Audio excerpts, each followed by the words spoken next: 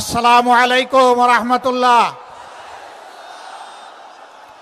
আলহামদুলিল্লাহি রাব্বিল আলামিন ওয়াসসালাতু ওয়াসসালামু আলা রাসূলিহিল কারীম ওয়া আলা আলিহি ওয়া সাহবিহি ওয়া আহলি বাইতি আজমাইন। আজকের এই বিভাগীয় সমাবেশের সম্মানিত সভাপতি, ইসলামী আন্দোলন বাংলাদেশের সম্মানিত আমির, বিশিষ্ট আলেমে দ্বীন, চরমনায় সম্মানিত পীর হযরত মাওলানা সৈয়দ রেজাউল করিম, মঞ্চে বসা 8 দলের শীর্ষ নেতৃবৃন্দ, বিশেষ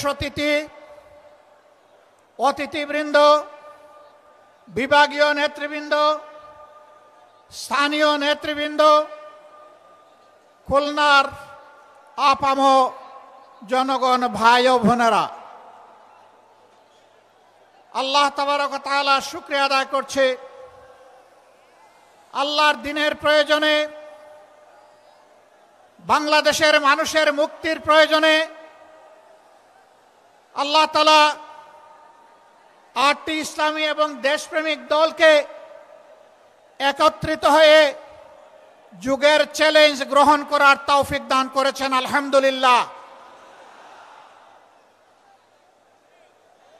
ইতিমধ্যে বিশেষ অতিথি সহ সম্মানিত অতিথিবৃন্দের, নেতৃবৃন্দের মুখ থেকে আপনারা গুরুত্বপূর্ণ বক্তব্য শুনেছেন। এক এক করে স্বাধীনতার 54 বছর অতিবাহিত হয়েছে। এই 54 বছরে স্বাধীন বাংলাদেশের জনগণের লালিত স্বপ্ন অনেকটাই বাস্তবায়িত হয়নি।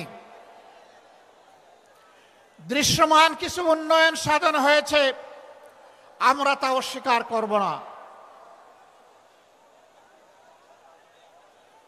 এই ভৌত কাঠামোগত উন্নয়নই একটি জাতির আসল উন্নয়ন নয়। একটি জাতির আসল উন্নয়ন হচ্ছে এই দেশ এবং জাতির মধ্যে ন্যায় বিচার বা সামাজিক সুবিচার আছে কি নেই। বাংলাদেশে গ্রাম আদালত থেকে শুরু করে সর্বোচ্চ আদালত পর্যন্ত আজকে যার প্রভাব প্রতিপত্তি নেই, অ্যাকাউন্ট ভর্তি যার কোনো টাকা নেই, বাংলাদেশে তার জন্য কোনো বিচার নেই। একটা দেশ সভ্য দেশ কিনা তার পরিচয় হচ্ছে সেই দেশের শিক্ষা ব্যবস্থাটা কেমন। আমরা দেখতে পাই আমাদের দেশের শিক্ষা ব্যবস্থা মূলত 2 ধারায় বিভক্ত। দ্বীনি শিক্ষাকে কেন্দ্র করে সেই শিক্ষার চর্চার জন্য মাদ্রাসা, ছোট মাঝারি বৃহৎ আকারের হাজার হাজার মাদ্রাসা বাংলাদেশে বিদ্যমান। তার পাশাপাশি আমরা লক্ষ্য করি সাধারণ এবং বিশেষায়িত শিক্ষা দেওয়ার জন্য দেশে বেশ কয়েকটি পাবলিক এবং প্রাইভেট বিশ্ববিদ্যালয়, কলেজ, স্কুল এবং প্রাইমারি স্কুল রয়েছে, যার সংখ্যা লক্ষ লক্ষ। মাদ্রাসা শিক্ষা ব্যবস্থায় আমরা দেখি সেখানে ইলমে দ্বীনের চর্চা হয়, সেখানে কোনো গণরুম নাই, সেখানে কেউ কাউকে খুন করে না, মাদ্রাসার ভিতরে আগ্নেয়াস্ত্রের কোনো মহড়া দেখা যায় না, মাদ্রাসার ভিতরে জ্ঞান চর্চার বাইরে অন্য কিছু আমরা লক্ষ্য করি না। কিন্তু স্বাধীনতার 54 বছর আমরা দেখে এসেছি বাংলাদেশের সর্বোচ্চ বিদ্যাপীঠ ঢাকা বিশ্ববিদ্যালয় সহ অসংখ্য কলেজ বিশ্ববিদ্যালয়ে আমাদের সন্তানদের লাশ পড়েছে, রক্তে ভেসে গেছে, গাজার মদের আসর বসেছে, আমাদের মেয়েদের ইজ্জত দিয়ে টানাটানি করা হয়েছে। অস্ত্রের ঝঞ্ঝনানিতে শিক্ষা প্রতিষ্ঠান অস্থির হয়ে উঠেছে। এটি একটি সভ্য দেশের শিক্ষা ব্যবস্থার পরিচয় বহন করে না। প্রিয় দেশবাসী, একটা দেশকে সভ্য দেশ হতে হলে এই দেশটাকে দুর্নীতিমুক্ত হতে হয়। আজ কিছু দল এবং ব্যক্তি বাংলাদেশকে দফায় দফায় তারা দুর্নীতিতে চ্যাম্পিয়ন করে বিশ্বের দরবারে অপমানিত করেছেন। এদের সকলের অতীত রেকর্ড বাংলাদেশের জনগণের হাতে আছে। এমনকি দুঃখের বিষয়, সকল ফ্যাসিবাদ, দুর্নীতি, বৈষম্য, দুঃশাসনের বিরুদ্ধে 5 আগস্টের বিপ্লব অনুষ্ঠিত হয়েছিল। সেই বিপ্লবের পরের দিন থেকে একটা গোষ্ঠী নিজেদের কপাল কিসমত গড়ার জন্য বাংলাদেশের জনগণের উপর ঝাঁপিয়ে পড়েছে। আজ চাঁদাবাজদের দৌরাত্ম্যে সমাজ জীবন অতিষ্ঠ ততষ্ঠ, ত্রাহি ত্রাহি অবস্থা। বিনিয়োগকারী, শিল্পপতি, ব্যবসায়ী, ক্ষুদ্র ব্যবসায়ী কেউ শান্তিতে নাই। আগের চেয়ে চাঁদার রেট বেড়ে গেছে বলে সকলেই তারা বিষাক্ত নিঃশ্বাস ফেলেন। তারা বলেন, আগেও ভালো ছিলাম না, এখন আরো খারাপ। আমার আগে আলহামদুলিল্লাহ এখানে একজন বিজ্ঞ আলেম, আপনাদের প্রিয় মানুষ হযরত মাওলানা সাখাওয়াত হোসেন সাহেব বলে গেছেন, 5 তারিখের পরে আল্লাহ তাআলা আমাদেরকে ওই দেশে বাঁচিয়ে রেখেছেন এবং মুক্তির একটু স্বাদও আল্লাহ তাআলা দান করেছেন, আলহামদুলিল্লাহ। কিন্তু কোন ইসলামী দলের নামে আজকে চাঁদাবাজির পরিচয় তাদের কপালে জুড়ে দেওয়া হয়নি। কোন দেশপ্রেমিক দল চাঁদাবাজ হয়ে 5 তারিখের পরে আবির্ভূত হয়নি। যারা আবির্ভূত হয়েছিলেন, দায় এবং দরদ নিয়ে তাদের সাথে বসেছিলাম, তাদেরকে বলেছিলাম এটি শহীদদের রক্তের প্রতি বিশ্বাসঘাতকতা, এটা বন্ধ করতে হবে। যদি বন্ধ করা না হয়, বিপ্লবী জনগণ, তরুণ জনতা, কুলের বাচ্চা নিয়ে রাস্তাতে নেমে আসা ওই মারা আমাদেরকে ক্ষমা করবে না। বন্ধ করা হয়নি, চাঁদাবাজি অব্যাহত রয়েছে, দুর্নীতি অব্যাহত রয়েছে। ক্ষমতায় না গিয়ে অনেকে ক্ষমতার দাপট দেখাচ্ছেন, প্রশাসনিক কু করার চেষ্টা করছেন। আগামী নির্বাচনে চলে বলে কৌশলে কেউ কেউ আমরা শুনতে পাই বিভিন্ন জায়গায় বসে ষড়যন্ত্রের জাল বুনছেন। জনগণ ভোট দেওক না দেওক, ক্ষমতায় আমাদেরকে যেতে হবে। বন্ধুগণ, বেলা শেষ, দিনও শেষ, ওই সূর্য ডুবে গেছে। এ বাংলাদেশে এটা আর হবে না। আমরা হতে দেব না ইনশাআল্লাহ। আমরা তরুণ যুবকদেরকে জিজ্ঞেস করতে চাই, যাদের বয়স 35 কিংবা তার নিচে, 3টা নির্বাচনে ভোট দিতে পারো নাই, অর্থাৎ সারা জীবনে একটা ভোট দিতে পারো নাই। আগামীতে তোমাদের ভোট নিয়ে কেউ ছিনিমিনি খেলুক, কেউ চুরি করুক, কেউ তোমাদের ভোট হাইজ্যাক করুক, তোমরা কি তা বরদাস্ত করবে? আমরা তোমাদেরকে কথা দিচ্ছি, তোমাদের ভোটের পাহারাদারি করার জন্য আমরাও যুবক হয়ে সেদিন তোমাদের সাথে একইভাবে লড়ব ইনশাআল্লাহ। এখন থেকে আমরা সারা দেশে জনগণের ব্যাপক ভালোবাসা দেখতে পাচ্ছি। এই ভালোবাসা ঈর্ষান্বিত হয়ে মনের জ্বালায় অনেকে আমাদের ব্যানার, ফেস্টুন, প্লেকার্ড আমাদের পোস্টারগুলো ছিঁড়ে খান খান করে ফেলছেন। বন্ধুগণ, টের পান নাই? জনগণ আজকে আর গাছের পোস্টার, লাইট পোস্টের পোস্টার, রাস্তার উপর দড়ি দিয়ে সাঁটানো পোস্টার দেখে সিদ্ধান্ত নেয় না। আজকে তারা সিদ্ধান্ত নিয়ে ফেলেছে, যাদেরকে তারা ভালোবেসেছে তাদের বুকের ভিতরে তারা পোস্টার স্থায়ীভাবে স্থাপন করে দিয়েছে। রাস্তার পোস্টার ছিঁড়তে পারবা, বুকের পোস্টার ছিঁড়তে পারবা না। অতএব ওই পোস্টার ছিঁড়াছিঁড়ি করে কোনো লাভ নেই। দিশাহারা হয়ে, হতাশ হয়ে, ক্ষুব্ধ হয়ে চূড়াগলিতে কেউ যদি হাঁটার চিন্তা করেন, তাহলে প্রয়োজনে আরেকটা 5 আগস্ট অনুষ্ঠিত হবে ইনশাআল্লাহ। যেই 5 আগস্ট সন্ত্রাসকে, ফ্যাসিবাদকে তাড়িয়ে দিয়েছিল, সেই 5 আগস্ট প্রয়োজনে আবার রুখে দেবে ইনশাআল্লাহ।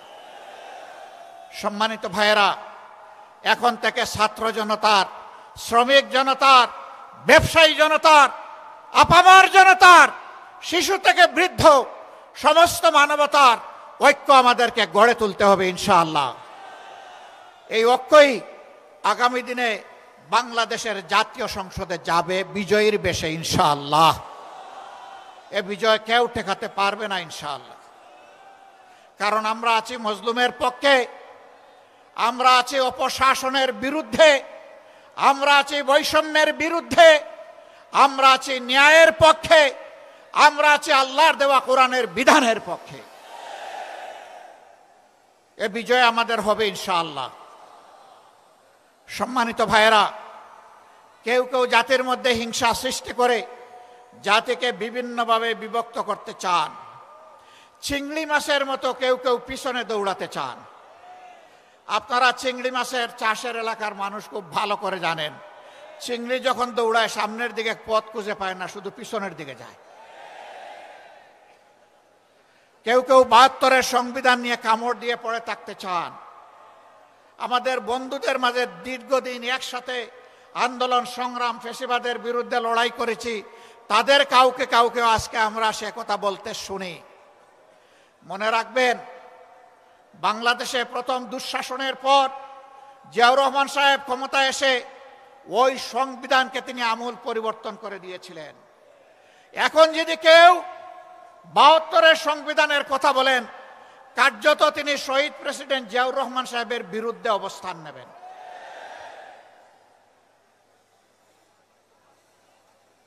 ৭২-এর সংবিধানের কথা আজ যিনি অত্যন্ত সংকটজনক অবস্থায় আছেন, জাতির এক শ্রদ্ধার কেন্দ্রবিন্দুতে যার অবস্থান, বেগম খালেদা জিয়াও কখনো ৭২-এর সংবিধানের পক্ষে কথা বলেননি। আমরা আশা করব যারা এই দুইজনকে ভালোবাসেন তারা কেউ আর ভুলেও ৭২-এর এই ফ্যাসিবাদী সংবিধানের কথা বলবেন না। সম্মানিত বন্ধুগণ, আজকে আপনারা যারা এখানে এসেছেন তারা খুলনার জনগণের, আপামর জনগণের প্রতিনিধি হয়ে এসেছেন। আমরা আপনাদের কাছে অনুরোধ জানাবো, ব্যক্তিগতভাবে এই নেতৃবৃন্দ খুলনার প্রত্যেকটি ঘরে, অন্তত প্রত্যেকটি এলাকায় গিয়ে যদি জনগণকে সালাম দিতে পারতেন খুব ভালো হতো। কিন্তু 18 কোটি মানুষের এই দেশে সারা বাংলাদেশে নেতৃবৃন্দকে দৌড়াতে হবে, এ কাজটা তাদের পক্ষে এককভাবে সম্ভব হবে না। তবে আপনারা যদি সবাই সিদ্ধান্ত নেন, আপনারা এই নেতৃবৃন্দের আওয়াজের প্রতিধ্বনি প্রত্যেকটা ঘরে ঘরে পৌঁছে দেবেন, তাহলে অবশ্যই এটা আপনাদের পক্ষে সম্ভব হবে। এই নেতাদের অ্যাম্বাসেডর হয়ে আপনারা সকলে এখন থেকে প্রত্যেকটি গ্রামে, প্রত্যেকটি ঘরে ছড়িয়ে পড়ুন। জনগণ আলহামদুলিল্লাহ আপনাদের পাশে আছে। আজ মুখ খুলে কথা বলে একজন আমার রিক্সা চালক ভাইকেও যখন কোনো সাংবাদিক জিজ্ঞেস করেন আগামী ভোট কোন দিকে, দফাস করে বলে দেয় আগামী ভোট ওই দিকে, আপনাদের দিকে, ঐক্যের দিকে, বিভক্তির বিপক্ষে, ন্যায়ের পক্ষে, কোরআনের পক্ষে, জনগণের পক্ষে। আমরা এই 8 দলের বিজয় চাই না, আমরা 18 কোটি মানুষের বিজয় চাই।